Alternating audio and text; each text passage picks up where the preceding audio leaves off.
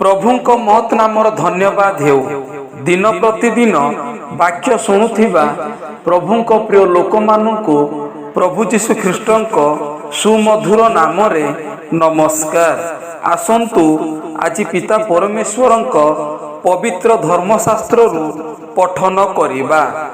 एथिपाई मोहर प्राण तुम्भर प्रशंसा गान करिब ओ नीरव नहिब। हे सदाप्रभु मोहर परमेश्वर मु अनंत काल तुम्भकु धन्यवाद देवी। गीत संहिता 30 अध्याय 12 पद। वाक्य बुझिया पाई ओ वाक्य अनुसार जीवन यापन करिबा पाई प्रत्येकंकु प्रभु सहाय्य करंतु। एही वाक्य द्वारा आपण मानक परिवारंकु प्रभु प्रचुर भावे आशीर्वाद करंतु। धन्यवाद। आमेन।